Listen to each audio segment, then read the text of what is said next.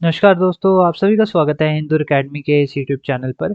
आज की इस लेक्चर वीडियो में हम क्लासिफिकेशंस करने वाले हैं about the general anaesthetic drugs की कौन कौन सी ड्रग्स यूज हो रही है एज अ जनरल एनेस्थेटिक। इस वीडियो में हम एक क्लासिफिकेशन के बारे में इन डिटेल सारे पॉइंट्स डिस्कस करेंगे, इसलिए वीडियोस के काफी पार्ट्स आ रहे हैं। तो चलिए वीडियो को स्टार्ट करते हैं। प्रीवियस वीडियोस में मैं आपको बता देता हूँ, हमने पढ़ा है about the stages of analgesia, जाके प्लीज जरूर देखना, बहुत ही इंपॉर्टेंट है। और साथ के साथ importance and the introduction to your general anaesthesia. तो चलिए क्लासिफिकेशंस को स्टार्ट करते हैं। General anaesthetic drugs are classified into two major categories: inhalational, which includes the nitrous oxide, and it includes your volatile liquids that are ethers, halogenes, isoflurane, desflurane, and sevoflurane. The second class includes basically the intravenous acting drugs, जो कि दो classes में divided है। Fast acting, जिसमें कि टीपीएफई आ जाती है, ठीक है, जो कि है थायोपेंटोन, प्रोपोफोल, फॉस्ट प्रोपोफोल और इटोमिटेट। एंड सेकंड क्लास रहती है स्लो एक्टिंग, जो कि रहती है बारबिचुरेट्स, बेंजोडाइazepine, ओपियोइड एनाल्जेसिक्स, कीटामीन एंड डेक्सोटोमिटेडिन। इस वीडियो लेक्चर में हम बेसिकली इनहेलेशनल के बारे में स्टडी करेंगे, इन डिटेल हर एक ड्रग को स्टडी करेंगे। तो चलिए इनहेलेशनल ड्रग्स पे चलते हैं। इनहेलेशनल ड्रग्स में हमारे पास सबसे पहले आ जाती है गैसियस स्टेट की ड्रग, जो कि है नाइट्रस ऑक्साइड। तो नाइट्रस ऑक्साइड के पॉइंट्स को हम स्टडी करेंगे यहाँ पे, तो प्लीज ध्यान से हर एक पॉइंट को जरूर देखिएगा। चलिए नाइट्रस ऑक्साइड के बारे में स्टडी करते हैं। सबसे पहले इट इज ये जो आपके पास नाइट्रस ऑक्साइड है, ये गैसियस स्टेट में यूज होती है। कौन सी स्टेट में यूज हो रही है? गैसियस स्टेट में यूज हो रही है। It is not a volatile liquid. कौन से रूट से दिया जा रहा है? इनहेलेशनल रूट से दिया जा रहा है। एक इंपॉर्टेंट चीज ड्रग को साइड करते हुए, इनहेलेशनल रूट की जो ड्रग्स है वो दो मेथड्स के द्वारा एडमिनिस्टर की जाती है। एक होता है open source method. Open source method में एक मास्क में इंडिविजुअल को सिंपल एनेस्थेटिक दे दी जाती है, इनहेलेशनल वाली, और इंडिविजुअल को वो इनहेल करवाई जाती है, पेशेंट को इनहेल करवाई जाती है। और इस मेथड में हम ड्रग की कंसंट्रेशन की कितनी ड्रग एडमिनिस्टर हुई है उसे नहीं मेजर कर सकते हैं। दूसरा सोर्स रहता है आपके पास एनेस्थेटिक मशीन्स के द्वारा। एनेस्थेटिक मशीन्स के द्वारा हम कंट्रोल्ड मेजर में हम एनेस्थेटिक ड्रग दे सकते हैं। कौन सी? इनहेलेशनल वाली। तो ये दो मेथड्स है जिससे कि इनहेलेशनल ड्रग्स एडमिनिस्टर करवाई जाती है। तो इन मेथड्स को भी आप कर सकते हो, बस थोड़ा सा इंफॉर्मेशन पर्सपेक्टिव से मैंने आपको बता दिया। अब नाइट्रस ऑक्साइड पे आते हैं वापस। नाइट्रस ऑक्साइड ऐसी ड्रग है जो कि गैसियस स्टेट में यूज की जाती है। ये एक कलरलेस ड्रग है। कैसी है ये? Colourless drug. Nitrous oxide means N2O। N2O बोल रहे हैं, NO नहीं, N2O। तो यहाँ पे ये कैसी ड्रग है? कलरलेस है। It is colourless. Odourless means इसमें कोई किसी भी टाइप की स्मेल नहीं आएगी। And it is heavier than air, air से हैवियर है। अब साथ के साथ कुछ important properties. It is non inflammable in nature. जो भी हम इनहेलेशनल ड्रग्स लेते हैं, हम ज्यादा ध्यान रखते हैं कि वो इन्फ्लामेबल नेचर की ना हो, क्योंकि फिर हैंडलिंग में दिक्कत हो सकती है। अब जो हमारे पास ये पर्टिकुलर एनेस्थेटिक ड्रग है, इसकी जो इरिटेशन एक्टिविटी है, मींस अब देखिए, जो हम अगर किसी भी ड्रग को इनहेलेशनल रूट से दे रहे हैं, तो वो मतलब कि आपके नेजल म्यूकोसा में या फिर इनहेलेशनल रूट पे किसी भी टाइप की इरिटेशन कर सकती है। तो इन केसेस में हमें ये भी ध्यान रखना है। लेकिन आपके पास नाइट्रस ऑक्साइड ऐसी ड्रग है जो कि इरिटेबल नहीं होती है, नॉन इरिटेबल होती है। क्या है ये? इरिटेशन प्रोड्यूस नहीं करती है। नेक्स्ट पॉइंट जो सबसे इंपॉर्टेंट है कि इसकी अब मेजर जो एक्शन है किसके लिए यूज हो रही है? एनेस्थेटिक। एनेस्थेटिक एक्टिविटी कैसी है? एनेस्थेटिक एक्टिविटी इसकी लो है या फिर पुअर? लो और poor anaesthetic property. Anaesthetic property, anaesthetic को मैं एन से डिनोट करूंगा, प्लीज समझ जाना। लेकिन जो एनेस्थेटिक ड्रग की एक प्रॉपर्टी है कि उसको अनाल्जेसिक एक्टिविटी देनी है, तो अनाल्जेसिक एक्टिविटी इसकी काफी अच्छी है। तो it has a very good analgesic activity, good analgesic. तो ये इंपॉर्टेंट पॉइंट क्लियर हो गए आपको। चलिए अब बेसिकली ये जो ड्रग है अनकॉन्शियसनेस प्रोड्यूस नहीं कर सकती है। सारे इंडिविजुअल्स में अनकॉन्शियसनेस प्रोड्यूस नहीं कर सकती है। अगर हम प्योर N2O भी दे दे, मींस प्योर नाइट्रस ऑक्साइड भी दे दे, तो वो भी इंडिविजुअल में अनकॉन्शियसनेस प्रोड्यूस नहीं करवा पाती है। अगर फर्दर हम प्रॉपर्टीज के बारे में बात करें, तो नाइट्रस ऑक्साइड को हम लाफिंग गैस भी बोलते हैं। क्या बोलते हैं इसे? Laughing gas. ठीक है, इंडिविजुअल यूज से हाइपोक्सिया भी हो सकता है, ये भी एक इंपॉर्टेंट पॉइंट है यहाँ पे। अब किस तरीके से किस तरीके के मिक्सचर में दी जाती है? मिक्सचर अगर हम बात करें तो 70% 70% N2O दिया जाता है with the mixture of 30% oxygen, ठीक है, 30% O2। तो ये एक बहुत ही इंपॉर्टेंट पॉइंट है जो कि एग्जाम्स में पूछा जाता है, कॉम्पिटेटिव एग्जाम्स में पूछा जाता है, ठीक है। नाइट्रस ऑक्साइड जो है बेसिकली डेंटल एनाल्जेसिया में बहुत ही ज्यादा यूज होती है, commonly used in dental analgesia as a dental analgesia, ठीक है, पेन को रिलीव करने के लिए ये यूज की जा रही है। कुछ इंपॉर्टेंट पॉइंट्स है यहाँ पे क्लियर आउट हो गए होंगे। जो नाइट्रस ऑक्साइड है इसकी एनाल्जेसिक एक्टिविटी बहुत ही ज्यादा अच्छी है, it has a very good analgesic activity, लेकिन जो 20% एनाल्जेसिक एक्टिविटी है वो कन्वेंशनल मॉर्फिन के बराबर होती है। मींस अगर 20% डोज भी दे दी तो वो जितना मॉर्फिन कन्वेंशनल डोज है मॉर्फिन का उसके बराबर एक्शन दे सकती है। मसल रिलैक्सेशन जो है, अब हम एनेस्थेटिक की बात करें तो मसल रिलैक्सेशन कैसी है, मसल रिलैक्सेशन मिनिमम है, क्योंकि यहाँ पे कुछ ज्यादा फर्क किए, क्योंकि इसकी जो एनेस्थेटिक प्रॉपर्टी है वो काफी ज्यादा आपको कम देखने को मिलती है। एक्शन इसका ऑनसेट क्विक रहता है, मींस क्विक एक्शन की रहती है। किस तरीके की है ये drug, it is a quick acting drug, quick action देती है ये particular drug. And important point यहाँ पे ये रह रहा है कि सेकेंड गैस इफेक्ट देखने को मिल सकता है, सेकेंड गैस इफेक्ट और डिफ्यूजन दोनों को देखने को मिल सकता है, जिसके कारण आपका हाइपोक्सिया भी प्रोड्यूस हो सकता है। और ये हाइपोक्सिया की जो कंडीशन है वो सिर्फ और सिर्फ आपकी नाइट्रस ऑक्साइड के द्वारा प्रोड्यूस हो सकती है। Causes hypoxia. So I hope आपको ये पॉइंट क्लियर हो गया होगा। अब जो कंसंट्रेशन रहती है, अब यहाँ पे बोलेंगे O2, लेकिन कोई और भी गैसेस का भी यूज होता है, अराउंड 2% और भी गैसेस का यहाँ पे यूज होता है। तो फर्दर अगर हम और भी इंपॉर्टेंट पॉइंट्स के बारे में बात करें तो यहाँ पे रेस्पिरेशन, हार्ट रेट, इनके ऊपर भी किसी भी टाइप का इफेक्ट देखने को नहीं मिलता है, ठीक है। No effects on respiration system, means respiration में भी किसी भी तरीके का एक्शन नहीं देखने को मिलेगा, ना ही ब्लड प्रेशर पे, ना ही कार्डियक एक्टिविटी पे, किसी पर भी आपको किसी भी टाइप का एक्शन देखने को नहीं मिलेगा, ठीक है। साथ के साथ एक इंपॉर्टेंट चीज यहाँ पे ये रहती है कि N2O अगर हम मेनली अगर N2O को डेंटल अनाल जैसे कि ऑब्स्ट्रिक अनाल जैसे की तरह यूज करें तो नॉन टॉक्सिक तो रहती है। मींस इसका एक एडवांटेज ये भी रहता है, it is non toxic, means यहाँ पे किसी भी तरीके की लिवर टॉक्सिसिटी, नेफ्रोटॉक्सिसिटी प्रोड्यूस नहीं करती है। तो ये सारे इंपॉर्टेंट पॉइंट्स हो गया है related to your nitrous oxide. Metabolism occur होगा नहीं बिकॉज और जो इसकी एक्सक्रीशन है ड्रग की लंग्स के द्वारा होती है। तो ये सारी चीजें यहाँ पे क्लियर हो गई है। तो क्या क्या पॉइंट्स थे, गैसियस स्टेट की है, नॉन इन्फ्लामेटरी है, नॉन इरिटेटिंग है, एनेस्थेटिक एक्टिविटी पुअर है, एनाल्जेसिक एक्टिविटी अच्छी है, कॉम्बिनेशन में दिया जाता है with the 70% N2O and 30% O2 with 2% other gases, commonly dental analgesia में यूज हो रही है, मसल रिलैक्सेशन मिनिमल होती है, एक्शन जो है वो क्विक एक्शन देखने को मिलता है, हाइपोक्सिया प्रोड्यूस कर सकती है, साथ के साथ रेस्पिरेशन, ब्लड प्रेशर पे भी कोई एक्शन देखने को नहीं मिलता है। तो यहाँ पे हमने क्लियर कर लिया अबाउट दी इनहेलेशनल ड्रग्स। अब जो हमारे पास नेक्स्ट क्लास की ड्रग है, जो नेक्स्ट क्लास की ड्रग है हमारे पास वो है, we have the volatile liquid drugs. These are the volatile liquid drugs, ऐसी ड्रग्स जिनका वॉलेटाइल नेचर रहता है। तो सबसे पहले हम बात करते हैं ईथर्स की, we will talk about the ethers. Ethers volatile nature के होते हैं, बहुत ही इंपॉर्टेंट पॉइंट है। These are the volatile liquids, these are the volatile liquid. अब इसको ईथर को हम डाई इथाइल ईथर भी होते हैं, ईथर भी बोलते हैं। इसका कुछ इस तरीके से फॉर्मूला होता है C2H5 bond O C2H5, this is your ether, ये है आपका ईथर, ठीक है। ये अब यहाँ पे मैं प्रॉपर्टीज इस साइड लिख लेता हूँ, बहुत ही इंपॉर्टेंट प्रॉपर्टीज है, ध्यान से समझना।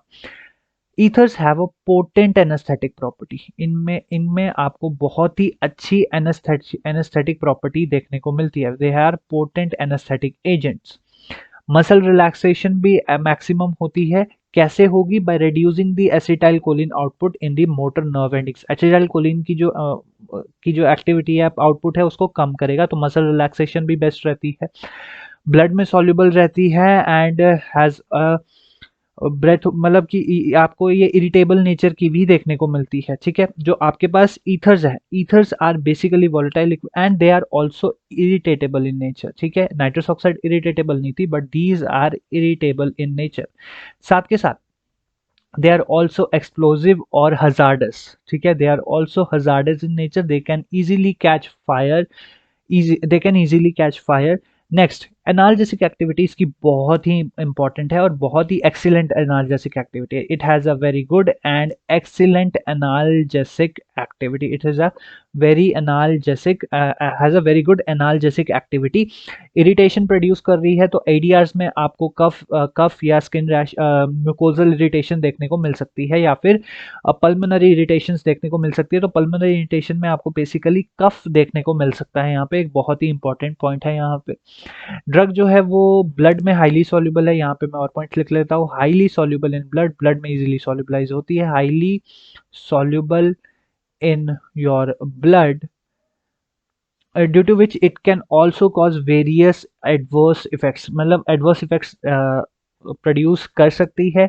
एंड अगर हम देखें यहाँ पे, तो यहाँ पे बेसिकली इंडिविजुअल को अनप्लीजेंटनेस भी प्रोड्यूस हो सकती है, जिसके कारण इंडिविजुअल कई सारी रेस्पिरेटरी सिक्रीशंस भी करवा सकते हैं, उसकी बॉडी रेस्पिरेटरी सिक्रीशंस करवा सकती है। अब इन सिक्रीशंस को कैसे रोकेंगे?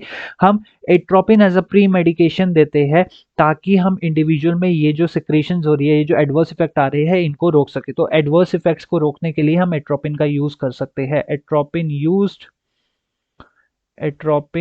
Used to prevent ADRs, to prevent ADRs. ADRs में कौन सा? बेसिकली इरिटेशंस, बेसिकली क्या कर सकते हैं? इरिटेशन। रिकवरी पीरियड जो रहता है वो स्लो रहता है। रेस्पिरेशन और ब्लड प्रेशर मेंटेन है, तो वहां पे कुछ ज्यादा फर्क देखने को नहीं मिलता है। रेस्पिरेशन प्लस ब्लड प्रेशर दोनों आपको नॉर्मलाइज्ड या फिर मिनिमल एक्शन देखने को मिलते हैं, मिनिमम एक्शन देखने को मिलता है आपको रेस्पिरेशन। कोई भी यहाँ पे major action, major adverse effect देखने को नहीं मिलता है। अब देखिए ईथर का जो है ना, बेसिकली अगर मैं ईथर्स के बारे में बात करूँ, तो काफ़ी कंट्रीज इसे डेवलप नहीं करती है, बिकॉज मेन रीज़न है कि ये बहुत ही ज़्यादा हजार्डस नेचर का है और बहुत ही ज़्यादा अनफेवरेबल रहता है डेवलपिंग के लिए या फिर इसकी प्रोडक्शन के लिए।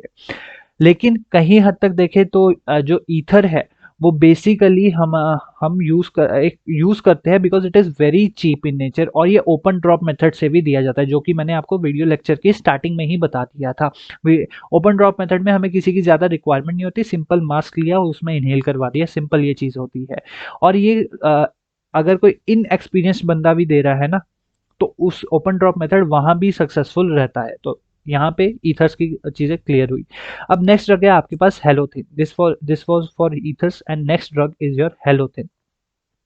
हेलोथिन बहुत ही इंपॉर्टेंट क्लास की ड्रग है, ध्यान से सुनिएगा। इसे हम फ्लूथेन नाम से भी जानते हैं, इसको हम फ्लूथेन भी बोलते हैं, फ्लूथेन।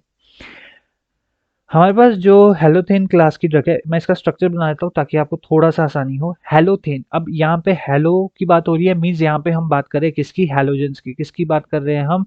हैलोजेंस की। तो यहाँ पे कुछ इस तरीके से आपको स्ट्रक्चर देखने को मिलता है। यहाँ पे आपको 3 फ्लोरीन एटम्स देखने को मिलते हैं, 3 फ्लोरीन एटम्स देखने को मिलते हैं, एक ब्रोमीन और एक क्लोरीन देखने को मिलता है। तो ये है आपके पास हेलोथेन का स्ट्रक्चर। यहाँ पे थोड़ी सी मेडिसिनल केमिस्ट्री से रिलेटेड भी चीजें क्लियर आउट हो जाएगी। किस तरीके का कंपाउंड है? It is a volatile liquid, it is a volatile liquid, ध्यान से सुनिएगा, it is a volatile liquid, ठीक है। वॉलेटाइल लिक्विड है। जो आपके पास हेलोथिन है, इट इज नॉन इरिटेटेबल, ठीक है, इरिटेशन प्रोड्यूस नहीं करता है, no irritation, non irritable means irritation, आपको सीरियस इरिटेशन कुछ भी देखने को यहाँ पे नहीं मिलती है। और साथ के साथ नॉन इन्फ्लामेबल, इन्फ्लामेबल भी नहीं है, नॉन हजार्डस है। Non hazardous means safe for operations, safe for usages. So non inflammable and non hazardous.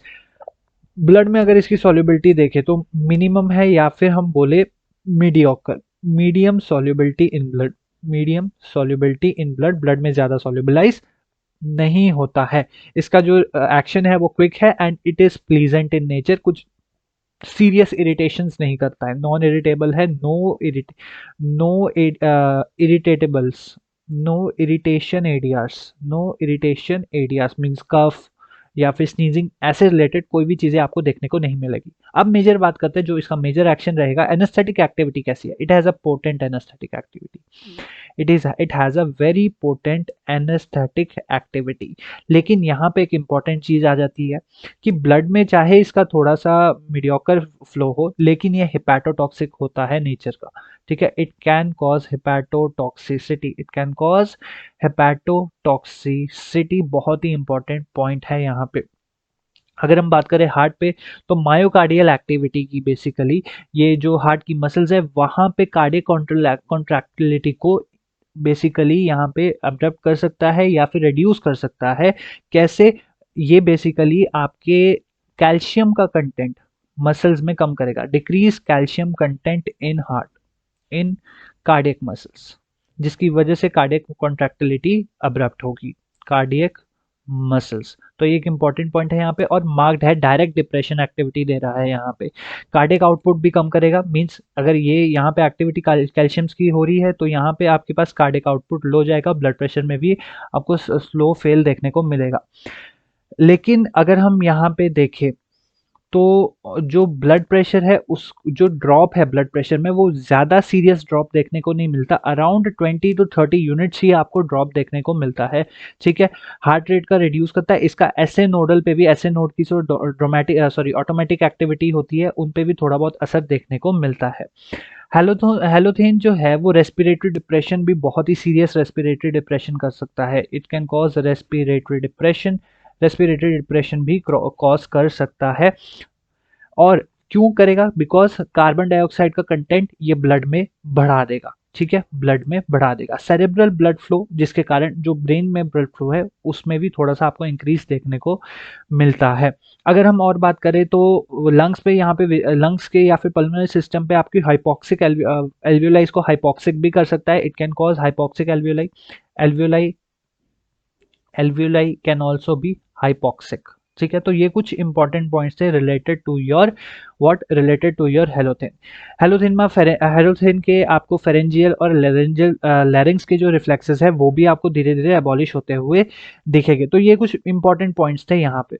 अगर हम बात करें यहाँ पे क्या ये ड्रग प्रेगनेंसी में यूज हो सकती है, देखिए ज्यादातर केसेस में बोलेंगे नो, बट यहाँ पे कुछ इसकी ऐसी प्रॉपर्टीज है जो कि इसे लेट प्रेगनेंसी में यूज करवा सकता है।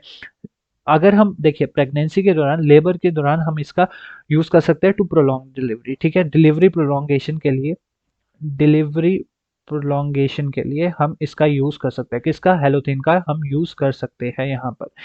अब यहाँ पे जो मेजर मैंने आपको बात बताई हेपेटोटॉक्सिसिटी की, हेपेटोटॉक्सिसिटी प्रोड्यूस कर सकता है, हेपेटाइटिस को प्रोड्यूस कर सकता है अगर हमने रिपीटेड यूज किया। अगर रिपीटेड यूज किया तो यहाँ पे बेसिकली इसका हेपेटोटॉक्सिसिटी हो सकती है, plus it can cause immunological damage और इम्यूनोलॉजिकल इंजरीज, क्योंकि इसका जो जो इसका मेटाबोलाइट बनेगा वो भी काफ़ी डेंजरस रहता है। Immunological injuries, it can also cause immunological injuries. तो ये कुछ इंपॉर्टेंट पॉइंट्स थे आपके related to your halothane. Halothane देखिए एक पॉपुलर एनास्थेटिक है, कई सारी कंट्रीज में हेलोथेन का यूज होता है क्योंकि ये चीप भी है, लेकिन और ईथर्स से ज़्यादा इफेक्टिव है, क्योंकि ईथर्स को बनाने के लिए या फिर प्रोडक्शन में हजार्डस नेचर की है, तो उस चीज़ को भी ये ओवरकम कर देता है। नेक्स्ट जो हमारे पास ड्रग है वो है आइसोफ्लोरिन। मैं यहाँ पे चीज़ें क्लियर कर देता हूँ।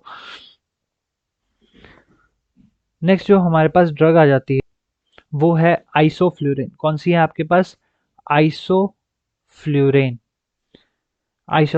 आइसोफ्लोरिन में जो आपको देखने को मिलता है, सिर्फ और सिर्फ आपको फ्लोरीन और क्लोरीन देखने को मिलता है। ये भी आपकी हेलोथेन जैसी ही ड्रग है और इसका स्ट्रक्चर कुछ इस तरीके से है, आपको यहाँ पे स्ट्रक्चर देखने को मिलेगा। ऑक्सीजन ब्रिज रहेगा बीच में and this is your structure. F halogens fluorine, this will also be fluorine, यहाँ पे हाइड्रोजन, यहाँ पे क्लोरीन और यहाँ पे 3 फ्लोरीन्स लगे होंगे। This is your isoflurane, this is your isoflurane. This is also called as the fluorinated anaesthesia, it is also called as the fluorinated anaesthesia. और अगर हम इसके बारे में बात करें तो बेसिकली व्हाट, अगर हम हेलोथेन से कंपेयर करें तो इसकी ब्लड में सॉल्युबिलिटी कम है, blood solubility low, blood solubility is low than is lower than what it is lower than halothane. Halothane से काफी कम आपको ब्लड सॉल्युबिलिटी यहाँ पे देखने को मिलती है, लेकिन जो वॉलेटिलिटी है या फिर वॉलेटाइल लिक्विड है उतनी ही वॉलेटाइल नेचर का रहता है ये बेसिकली। अगर हम बात करें यहाँ पे तो इसका सिमिलर स्ट्रक्चर है, ये सॉरी सिमिलर स्ट्रक्चर नहीं, similar as that of halothane, similar as that of halothane. जितनी भी प्रॉपर्टीज हमने अभी हेलोथेन की पढ़ी वो सारी प्रॉपर्टीज ये दिखाएगा, बहुत ही इंपॉर्टेंट है।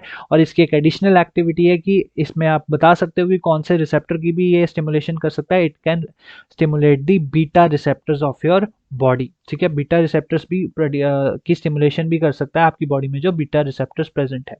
अगर हम बात करें यहाँ पे किसकी हम बात कर रहे हैं, बेसिकली आइसोफ्लोरेन की। तो आइसोफ्लोरेन जो है वो हम ज्यादातर केसेस में अगर जो इंडक्शन है ईथर लाइक है, मींस यहाँ पे कुछ कुछ एक्टिविटीज आपको ईथर लाइक में भी देखने को मिलती है, तो यहाँ पे हम उन पेशेंट्स को नहीं देंगे जो कि कॉन्शियस स्टेट में है अभी, या हम उन पेशेंट्स को नहीं देंगे जो जिनकी जो चाइल्ड एज में है या फिर चिल्ड्रन की एज में है, ठीक है।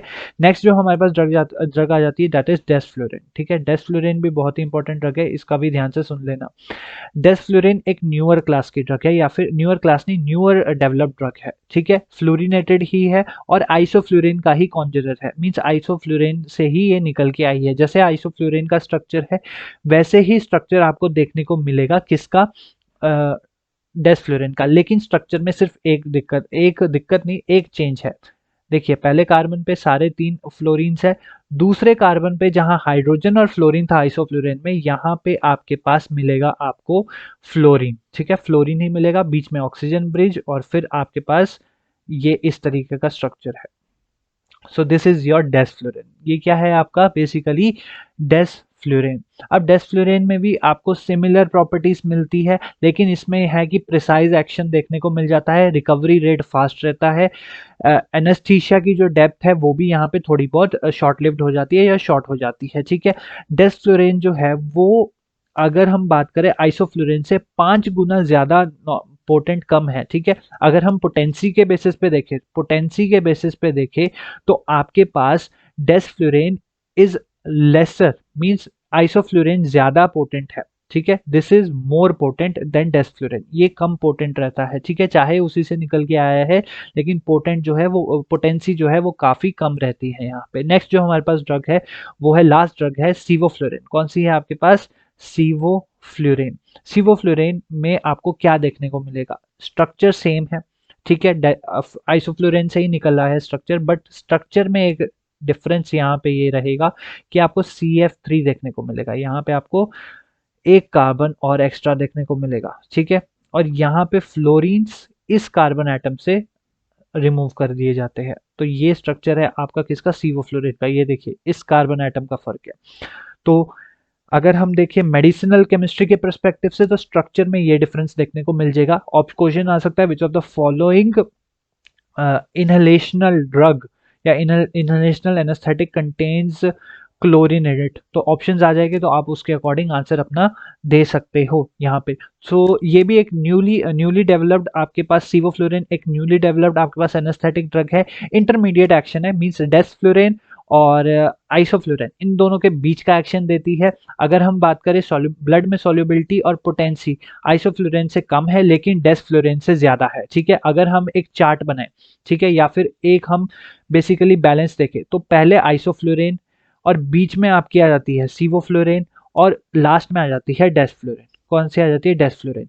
सबसे ज्यादा पोटेंट है आइसोफ्लोरेन, आइसोफ्लोरेन से कम पोटेंट है सिवोफ्लोरेन, फिर है डेस्फ्लोरेन। ये है पोटेंसी, पोटेंसी का चार्ट, ये बहुत ही इंपॉर्टेंट है, यहाँ से क्वेश्चन आ जाता है तो इसको आप अच्छे से लिख के मतलब नोट करके रख सकते हो। जो आपके पास यहाँ पे ये हम बात करें सिवोफ्लोरेन की, सिवोफ्लोरेन में कोई भी सिंपैथेटिक सिस्टम की स्टिमुलेशन नहीं हो रही है, जबकि ये दोनों सिंपैथेटिक सिस्टम की भी स्टिमुलेशन कर रहे हैं। सिवोफ्लोरेन का एक इंपॉर्टेंट पॉइंट यह रहता है कि नॉन सिंपैथेटिक स्टिमुलेशन या फिर नो सिंपैथेटिक स्टिमुलेशन, किसी भी तरीके की आपकी सिंपैथेटिक सिस्टम पे कोई भी स्टिमुलेशन देखने को, डायरेक्टली सिंपैथेटिक सिस्टम पे एक्टिविटी देखने को नहीं मिलेगी। जो रिकवरी रहती है वो भी बहुत ही स्मूथ रहती है, कोई भी मेजर एडवर्स इफेक्ट्स यहाँ पे देखने को नहीं मिले हैं। और आउट पेशेंट्स में भी ये बेसिकली इन पेशेंट और आउट पेशेंट दोनों में यूजफुल होती है। जो आपकी आइसोफ्लोरिन है वो सिर्फ इन पेशेंट डिपार्टमेंट्स में यूज होती है, लेकिन जो आपके पास सिवोफ्लोरिन है ये in patient and out patient departments both में यूज हो सकती है। अगर हम कार्डियक डिप्रेशन या रेस्पिरेटरी डिप्रेशन की बात करें तो बहुत ही कम देखने को मिलता है। सीजर एक्टिविटी, सीजर्स, अरिथमिया, कुछ भी सीरियस कंडीशंस कुछ भी देखने को नहीं मिलती है यहाँ पे। लेकिन अगर हम बात करें हेपेटोटॉक्सिसिटी, तो हेपेटोटॉक्सिसिटी भी यहाँ पे बहुत ही कम देखने को मिलती है। किडनी और लिवर्स के लिए काफ़ी सेफ ड्रग रहती है। लेकिन एक इम्पॉर्टेंट पॉइंट ये है कि अगर आपने सिवोफ्लोरिन सोडा लाइम के साथ दे दिया, ठीक है, सोडा लाइम के साथ दे दिया, तो ये सीरियस कॉन्ट्राइंडिकेशन कर सकती है, सीरियस कार्डियक डिसऑर्डर्स को प्रोड्यूस कर सकते हैं। इसलिए sevoflurane should not be given with, not be taken with soda lime, taken with soda lime. तो ये इंपॉर्टेंट पॉइंट है, इसको थोड़ा सा ध्यान से कर लेना। सो इस वीडियो लेक्चर को यहाँ खत्म करते हैं। नेक्स्ट वीडियो लेक्चर में हम जो नेक्स्ट हमारे पास ड्रग्स है जो कि इंट्रावेनस रूट से दी जा रही है उनको स्टडी करेंगे, और साथ के साथ एनेस्थीसिया के कुछ पार्ट्स भी देखेंगे, एपिड्यूरल वगैरह, इन सारी चीज़ों को इन डिटेल डिस्कस करेंगे। Thank you so much for watching, till then keep learning and keep